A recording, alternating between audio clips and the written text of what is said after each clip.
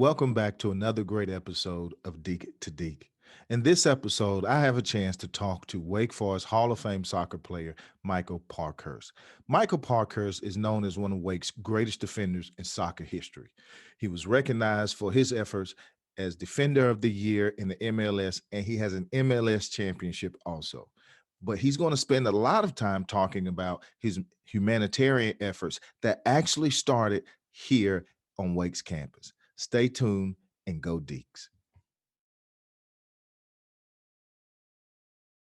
So, Mike, let's start from the beginning. So we're gonna start off. So you're from Rhode Island, right? Correct. What was it like growing up in Rhode Island? Uh, I came from like a hardworking family. Both my parents worked and had two siblings, and we played sports from a young age. And I played all different sports. Every season was a new sport, and that's how it was back in the day. Before all this.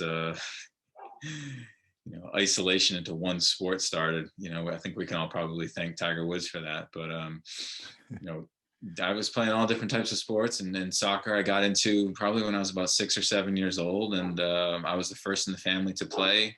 That was back in a time when nobody knew anything about soccer. It was mom and dad were coaching teams, and it was just out there to have fun and run around and compete, and I loved it. But honestly, baseball was probably my number one sport for a while. I loved baseball. Grew up a huge Red Sox fan. So yeah, had a good childhood, nothing special or anything. But yeah, I enjoyed it. So, Mike, with so many options, you played a lot of different sports. You talked about baseball being sort of the first love.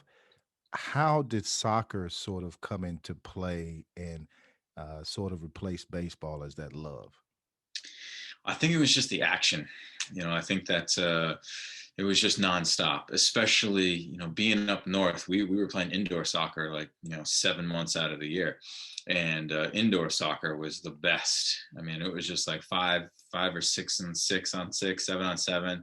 And it was just nonstop, right? You went as hard as you could for like 2 minutes. Then it was like hockey, you go hard for a little bit, you jump off, somebody else comes on, you catch your breath and you jump back in. And I loved it. It was awesome.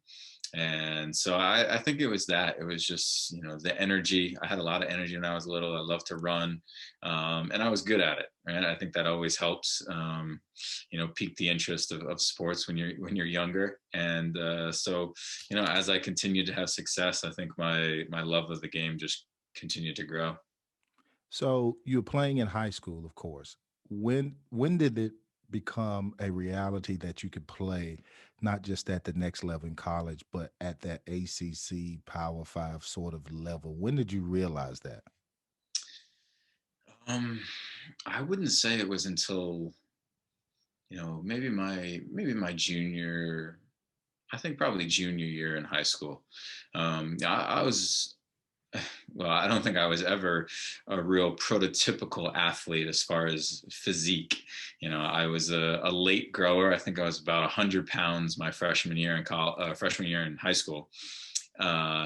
So, at that point it was like, man, I don't know if I can compete with anybody that's, 150, never mind 200 pounds, and strong. But, I think as I got going in high school, and I was down at IMG Academy down in Florida for all 4 years, and as I competed against kids that were older than me, and I was able to find a way to continue to have success, even against bigger, stronger, faster kids, and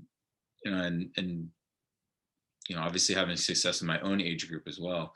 I think that junior year, as I started reaching out to schools, I don't know if it was subconscious or whatever, but I was only reaching out to, D1 schools, high-end schools. And of course, a lot of those, especially in soccer, were in the ACC.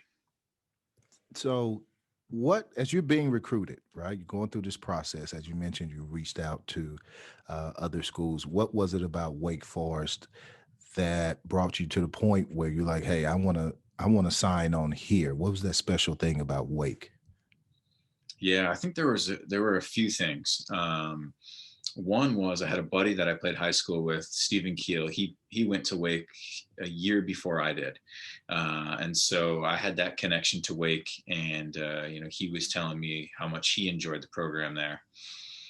So that definitely helped. I think number two was when Wake Forest recruited me, and I wasn't a super heavily recruited athlete. Like I said just a couple minutes ago, I was reaching out to schools in the beginning rather than vice versa. And but Wake was one of the first ones, probably later in my junior year, that's caught on and really wanted me to come. And Bobby Muse, the head coach now, was the assistant back when I was at school, and he was a heck of a recruiter. I think I talked to him more often than I talked to my parents for a while there.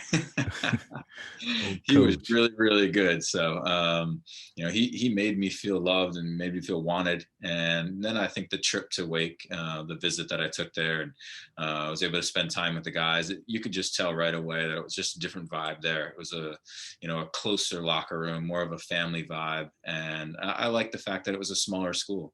I think a lot of people are surprised when they hear that Wake Forest, I don't know what exactly it is now, but, back then it was under 4,000 undergrad. And I think people are always shocked when they hear that because of how well and how renowned the university is, not only in athletics, but academically as well. You're right. I mean, I get emails, text messages, and even in conversations where people are talking about they didn't know the size of Wake Forest was that small, considering the footprint that we have nationally and internationally.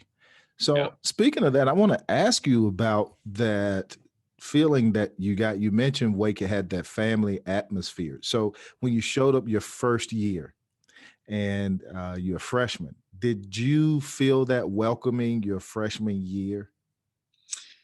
Yeah, I did. And, and that's tough. And I understand that.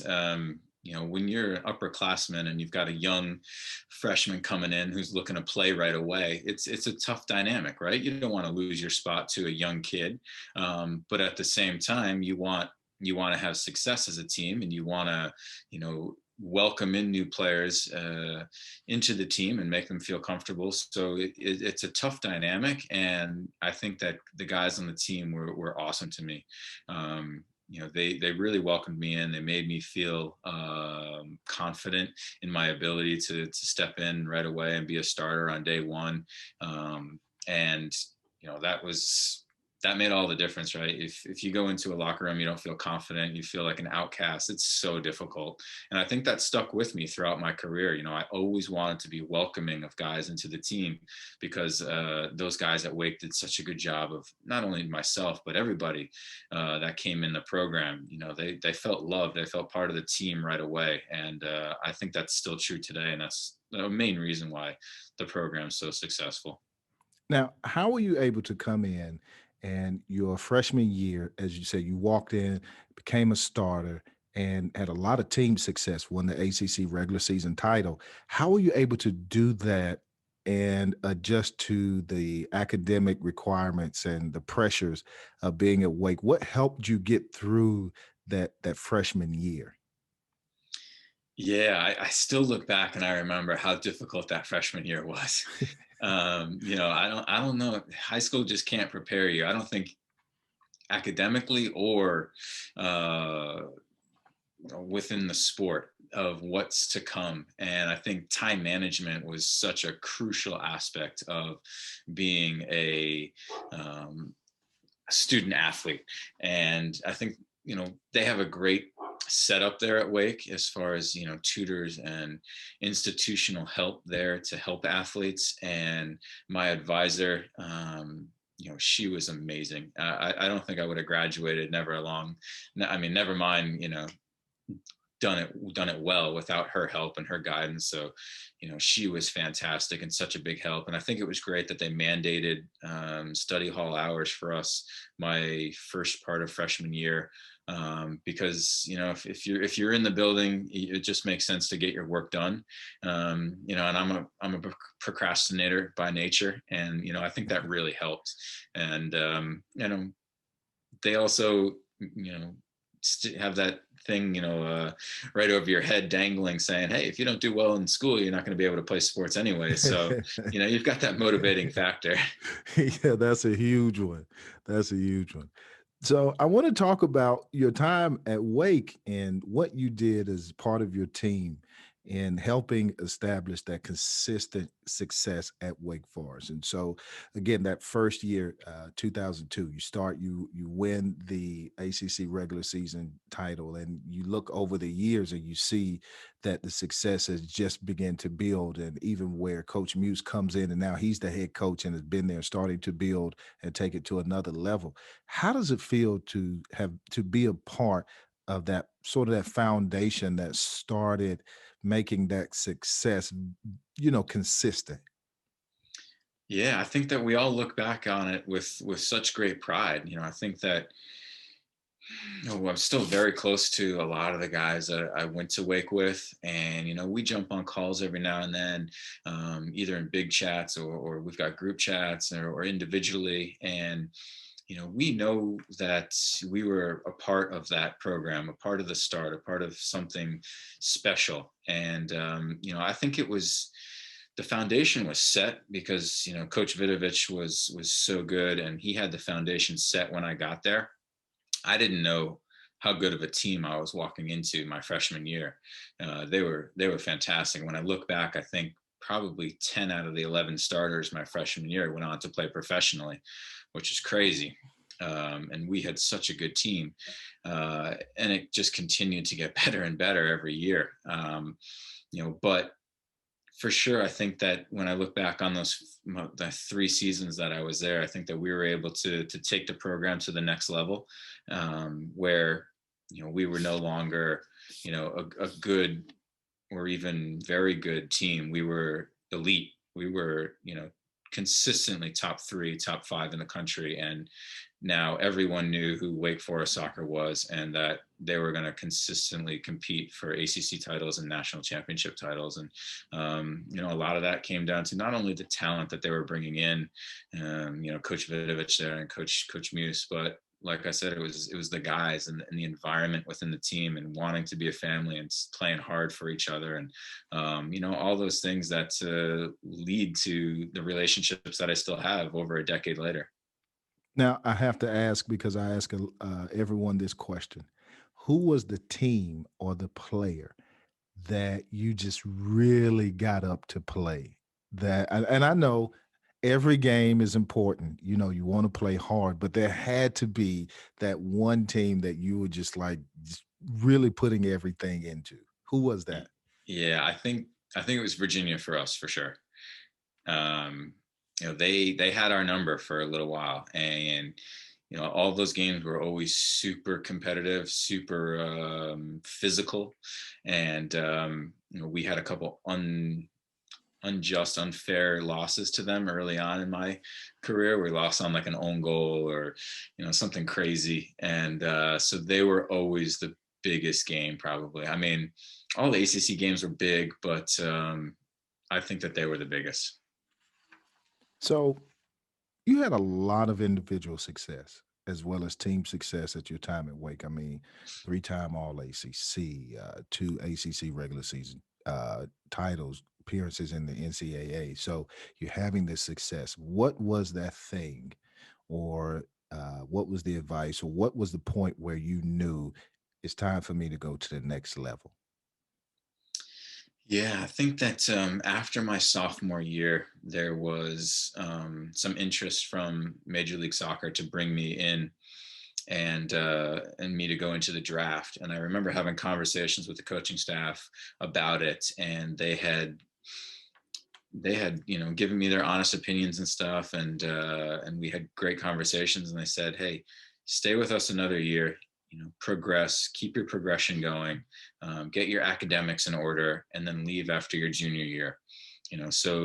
And I look back on those conversations, and I'm really thankful for their guidance, and that they weren't in it just for Wake Forest. They wanted what was best for me as well. And had they been in it just for Wake, they would have said, "Hey, stay all 4 years, graduate, do this." But they understood that the time is limited, but I also needed that guidance of, hey, if you want to graduate from Wake someday, get your academics in order so that, when you leave, you can still graduate from Wake Forest. And I'm thankful, to this day that I was able to do that and graduate from Wake. I was on the 10-year plan. I eventually finished, but so at that point I knew that I think I would be a pro after my junior season, that is. And so everything for that 1 year was geared towards, how can I get my things in order and prepare to be a pro next year? So with balancing so much that student athletes balance, regardless of sport, when you're talking about trying to have time to yourself, time with friends, and time to put into the sport, uh, what advice, what insight would you share with current student athletes that may be struggling trying to find that balance of academic time and athletic time and personal time? What, any sort of secrets or anything that you would share with current student athletes from some lessons that maybe you've learned about it? Yeah, I think that throughout my career, both at Wake and as a pro, I think I've learned the value of a routine. And, not that a routine has to be consistent for years or months or anything. You have to be able to adapt and change your routine every now and then. But the more often than you can have a routine week to week, month to month, I think it helps. And I think that your body can get used to it and your mind can get used to it. And I think that's helpful. So the more often that okay, I've got this time to train, I've got this time to do my studies, this time to do this. And while you're doing that, you're focused 100% on the task at hand.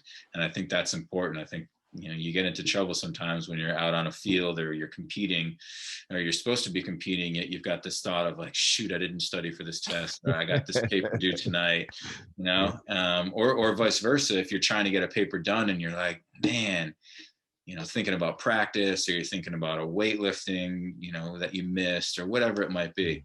I think it's really important that you're able to understand, like, okay, I need my attention here right now. That stuff's at a different time, and I'll get to that when I get to it, in its allotted time. I think that helped me throughout my career. Yeah, it's nothing like looking in the stands and seeing the professor that you owe a paper to in the stands. And they're like, well, why is my paper late? Okay, did you not see what I was doing a couple of hours ago? Yeah, But exactly. Have mercy on me, please. so so you get to a point, you decide you want to leave, and you get some great insight. And that's when I look back and did some research, it was great to see that it seems like you had this great year. So you come out, you're the number 5 overall pick, and you're picked by your hometown team that same year. I just want to make sure I get it right. So uh, you got drafted by the New England Revolution, That's and right. then you win Rookie of the Year. That had to be a magical year for you. It was. I got so fortunate to get drafted by that organization at that time. I had been away for high school and then obviously college, so I hadn't played, back home or in the area for a while.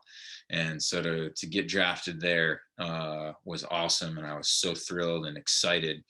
And then similarly to walking into Wake Forest, I walked into a locker room there in New England that was far and away better than I expected it to be, both in terms of talent and, a locker room community family type atmosphere. And, people had forewarned me that, hey, you will never, encounter a locker room similar to a college locker room. And they're right in that for sure.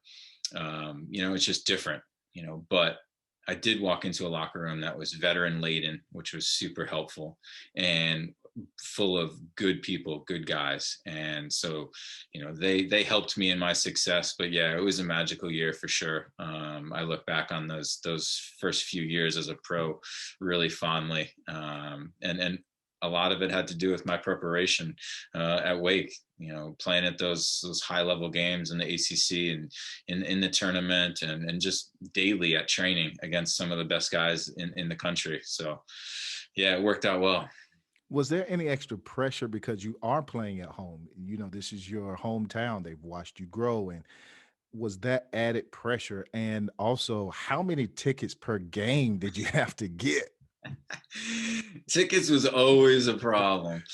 Uh, yeah, thankfully at the time we were playing in Gillette Stadium. You know, we're not Uh-huh. selling out 70,000 seats, so they had a few extra. But you know, I was always in the ticket office, you know, Friday before a game saying, "Hey, man, help me out. I need an extra 10."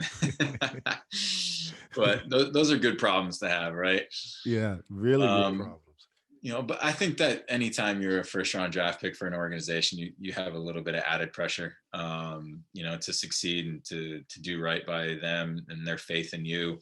I didn't feel any extra pressure playing in front of family and friends. You know, I knew that they were there to support me, you know, and watch me, you know, live out a lifelong dream. So I viewed it more as like a pleasure to play in front of them and something I really enjoyed, and it gave me um, more pep to do well. I wanted to play well in front of them. I wanted to, you know, show them that I could compete and be a professional at the highest level.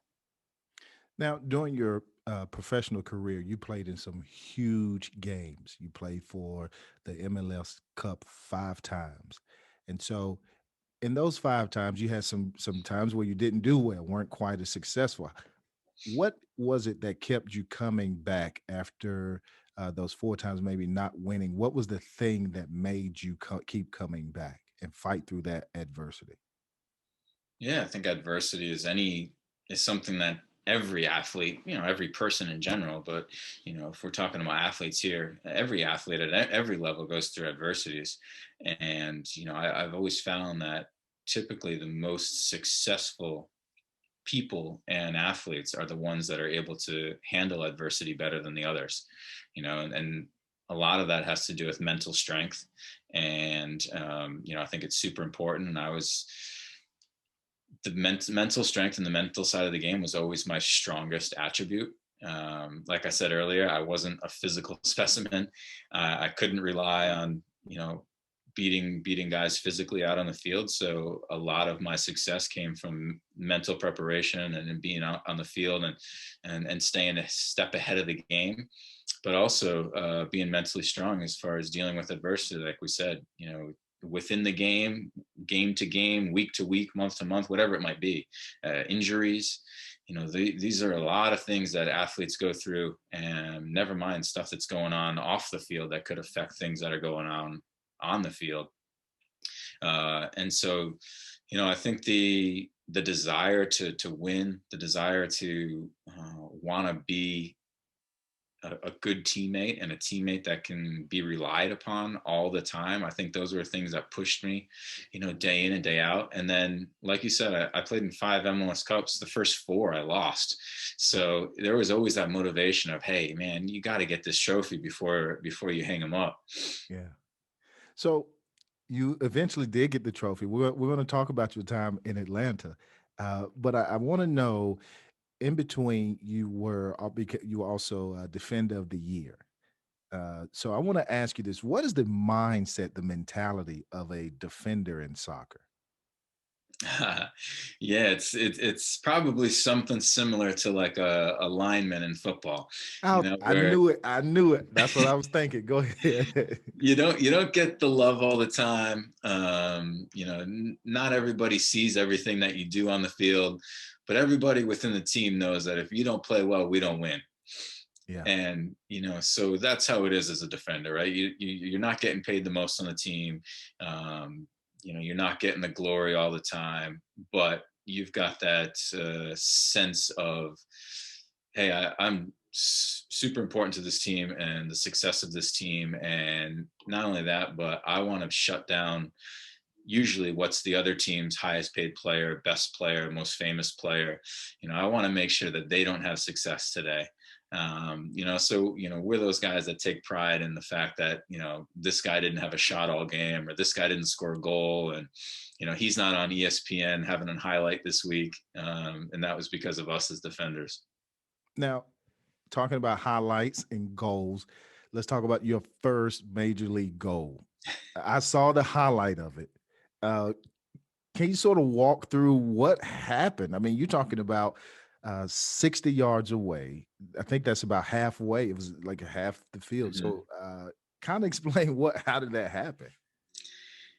Yeah, it's funny. I still remember it very clearly, and I even remember talking about it afterwards because it wasn't something that I had really thought of prior. It wasn't something where I was like, oh, you know what? Hey, if I get in this position, I should look for this. It just kind of happened, and I anticipated a pass, and I was able to intercept the ball. And I happened to take two real quick, very good touches, and I knew that typically when a team has possession and they're going up the field, usually the goalie kind of moves up a little bit with them to be part of the team and talk to the defenders and stuff.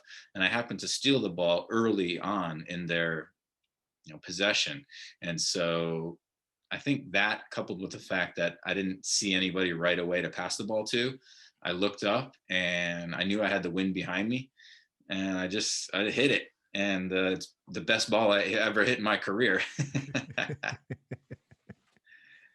That's great. I want to talk about your humanitarian work. You were honored by the MLS twice, 2006 and 2008, as Humanitarian of the Year. Kind of talk about your community work that you've been involved in. Yeah, I think that's another benefit of playing at home in the hometown team. I think I had extra motivation to give back, knowing that I had grown up around the corner, and there was opportunities for that, obviously being a professional athlete. And I think that all athletes in general have probably a bigger responsibility than others to give back, and they're looked up upon whether they want to be or not as role models. And I took it upon myself to try and give back as much as I could. And there's still an after school program in Providence, Rhode Island that I worked with when I was playing with the Revs, that I was just on a Zoom with them 2 weeks ago. It's a great organization, and they do some great things with kids and helping them out after school and then getting to play soccer and little things like that. But I always wanted to, throughout my career, spend that time, give those hours, and just be a positive role model for a kid here and there, make a difference, sign an autograph, take a picture. And I think in general, soccer players do a really good job of that. Guys that I've come about, and I think that I'm sure you'd probably say the same about guys in other sports as well that you've come across. You never know what a difference just an autograph or a picture can make for a kid. And so it's not much out of our time to do that. And that's how I viewed it with giving back. A couple hours here and there out of my week was nothing, especially compared to what some of these kids were going through on a daily or weekly basis. So 2018, you get your fifth shot at the Cup. You're with Atlanta. What was it like going through that year? And did you feel that team was going to be the team to get you that cup, to get you that trophy? Yeah, I think that's when I first went to Atlanta in 2017. I don't think anybody expected it to be what it was, and what it turned out to be was the biggest club in MLS, and weekly attendance figures of 45, 50,000, 70,000 if they wanted to open up the whole stadium. I mean, we were doing that on a Tuesday night, and that's just unheard of in MLS. And the whole crowd standing the whole game, and it loud. So what they created down there and what I was a part of was just astonishing, amazing. And we had a good team, a really good team. But just because you have a good team doesn't mean you're going to win a championship, right? There's every year there's great teams, but when you get down to the playoffs, right, you never know, right? In MLS that year it was one and done. So you play one bad game and you could be done, and so you never know. But I'd say that after our first and that was a year that we were at the top of the table almost the whole year, and then the last like 3 games of the year we choked. and we lost like 2 out of 3, and we lost the regular season title. And so we went into the playoffs hurting a little bit, really disappointed. And so at that point, I wasn't sure that we were going to have the mental fortitude, like I just talked about, of being able to bounce back from that. And I think after that first playoff game, we grinded out a 1-0 win away. I thought, you know what? I think we're good enough. We always had the talent, but it was, could we do it in an away game, in the playoffs where, sometimes you can't play exactly how you want to play. Can you grind out a result? And I think after that first playoff game, I think not only myself, but the whole team, the whole organization, we said, yeah, we can do this. And it was an awesome run. What did it feel like when it was over, the game is over, and you got that title, you got that cup? What did it feel like for you?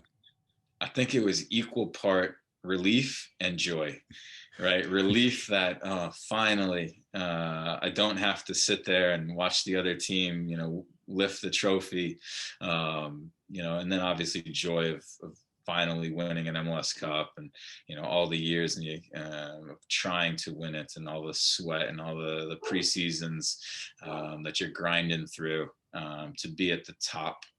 It was an awesome feeling, and we did it at home in front of 75,000 fans. It was so loud. It was the loudest, best atmosphere I've ever played in front of. So that made it even more special. So kind of explain to people, I've tried to do this with playing in front of thousands of people that are screaming. What is that like? Is there a way to explain that to people? Because we would go places like we would go down to Clemson and Florida State, and your ears would start ringing, and you couldn't hear the player next to you. And in soccer, you guys have a lot more space than in football. We're crowded and still couldn't hear. So, but is there a way you can kind of explain to Deacon Nation what that is like? I think that's probably one of the things I miss most about playing is just the crowd noise, whether it be a home game or away game. Just the energy in the stadium is amazing, and I think that it's twofold, right? I think that it gives you a lot of energy, whether they're cheering for you or against you. It still gives you a lot of energy. But it also makes it challenging. Like you said, communication out on the field is tough. So you have to really, that's where experience and having veterans on the team, guys that have played with each other for a while, becomes important, right? So you're on the same page, you're not giving away, bad mistakes, that lead to goals and things like that. But I miss the crowd noise, both the silencing of an away crowd noise. Oh yeah, that's an amazing sound. That silence is amazing. Yeah. That's the best. I remember seeing some of the football teams that had beaten Florida State in Tallahassee, and that was one of the greatest feelings, watching that silence and look at that chop having to stop. That's a wonderful feeling. So do you have the hardware from the game? Do you have did you guys get rings and stuff like that? We did, yeah. You have it? Can we see it? Yeah, I have to run and grab it. I can get it. Yeah, I want to see it. All right, give me 30 seconds. Cool. Yeah, so this is the box that it came in, and then so here's the ring itself. That's awesome. Yeah, it's really nice. Awesome. And on the inside, it's got some to score the game. And how often do you wear it? I gotta ask, how often do you wear it? I've probably worn it 3 or 4 times. That's it. Only 3 or 4 times? I would wear that to Target. I would wear that to Target. I would wear that to Chick-fil-A. I would wear that everywhere I went. I mean, I've got our bowl ring, and I think I've worn this out. I mean, just, when you think about how hard you work to get to those places at various points of your career to win and to come together as a team, it's a lot harder than what people can imagine, even if the team is talented. So I want to talk to you about that. How important is that team atmosphere for you as a player to make sure that you wanted to be in places where there was a great team atmosphere? Yeah, I think it's really important. I think that it was super important for me at Wake, definitely. I wanted to be in a place that I felt comfortable, and I wanted to be in a place that was supportive. And, I think that that leads to guys being free to express themselves out on the field, to have confidence, to enjoy themselves. And I think that, any athlete in any sport is always going to play better when they're enjoying themselves, both on and off the field. When you're stress free and just can really go out there and then not think of anything else other than, hey, how can I be at my best today? And I think that's true as even as pros, right? As pros, you're not going to be best friends with everybody. That's the reality of it. But if you're in an environment that's receptive, and you're not having to deal with BS all the time and things off the field and bad teammates, it's just more enjoyable. And like I said, even for pros, you know, you get the best out of people when they're relaxing and they're enjoying themselves. So, Mike, I got to ask about the soccer ball over your shoulder there. This is turning into MTV Cribs, the podcast. I'm going to ask to see your refrigerator next. But that soccer ball behind you, what is that? Is that a team from a special game? Yeah, that's from the Olympics in 2008, Beijing Olympics. So I was part of that the U.S. Olympic team that went over to Beijing and got to play there, and so that's I think it's one of the game balls from there. That's a great segue. What was that experience like representing the U.S.? What was that Yeah, like? one of the best experiences of my life. It was so incredible. Being able to go to the opening ceremonies and walk out with Team USA was amazing. And we almost didn't get to. Because it's a little bit different with soccer, because the venues, in the host city, there's not always enough venues to play your games, right? So Oh, wow. our first two games were about 2 hours outside of Beijing. So, and we had our first game the day after opening ceremonies. So originally the coach did not want us to travel 2 hours, go to opening ceremonies, come back late, and have to play our first game the next day, which I totally understand. But we're talking about the Olympics and the opening ceremonies, which is a once in a lifetime opportunity for such a small percentage of athletes. So we were able to convince him to let us go, and it was such an amazing experience. I remember seeing Chris Paul there and Team USA, the basketball team. But so that it was incredible, and thankfully we went out and won the next day against Japan. So I think the coach was relieved with that as well. But that was an experience, and that's up there at the top of my career. So, Mike, I got to ask: during your time at Wake Forest, what was your favorite Deacon moment? Doesn't have to be involved with the. Doesn't have to be a game in a soccer game, but just what was your favorite Deacon moment? I think that I don't have the picture in here. I don't know where it is. I have a picture of it still.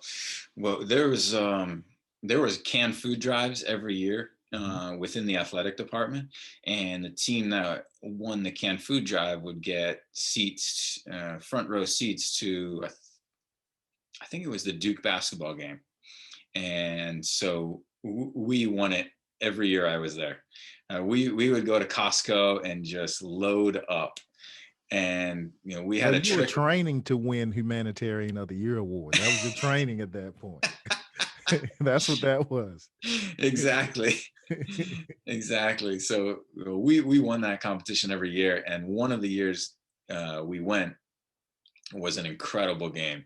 And Wake basketball back then was really good with Josh Howard and Chris Paul. So those games were sold out, and the atmosphere was amazing. And our guys went all out for it. We had shirts off. They had stuff written on their skin. They were getting on TV. I mean, we really enjoyed ourselves. And I still have a picture of one of those games that we went to. So that's definitely a memory that I still have of Wake. That and it was just a really good bonding experience, and being out there to support a different team. we loved it. So now that you're retired, what have you been up to? What's next, and what's next for you? Yeah.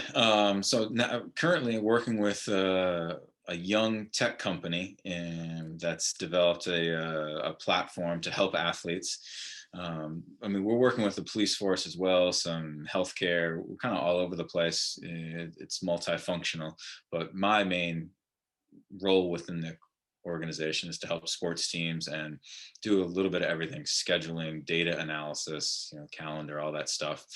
So it's keeping me involved in the game, and I'm enjoying it. And I think it's going to be a super successful adventure for me.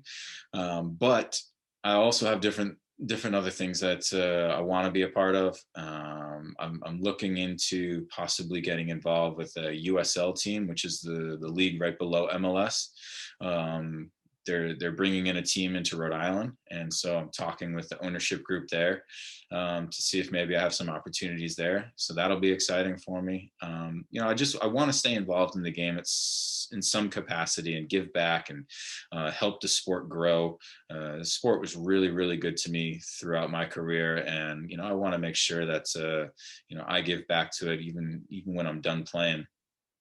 So we'll see. But I also want to make sure that I'm at my kids' sporting events on the weekends. I missed a lot of them while I was playing, and they're still young enough where they're playing. They're only 9 and 10.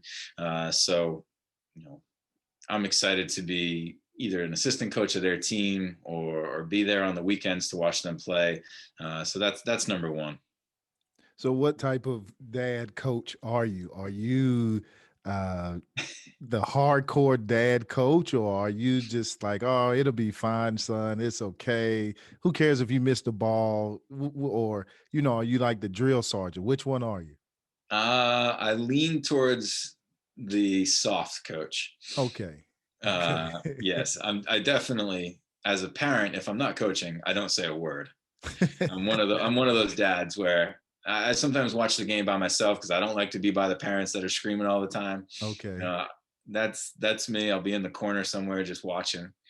But yeah, as a coach, I try and motivate them a little bit more. But I think my kids are a little spoiled. They've been around myself and some of my friends that have been over and they've gotten closer to are all professional athletes, and I think that they think, well, dad was a pro and all these guys were pros, like I can be a pro, and they don't practice ever and I can't motivate them to practice. They just think it's going to happen.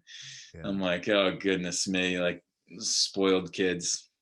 At least your kids got to see you play. My kids don't believe that I played. I show them pictures and they're like, who is this person? Because that person has hair. You don't have hair now. I don't believe that's you. But they believe all of my friends played. They look at them and say, oh, well.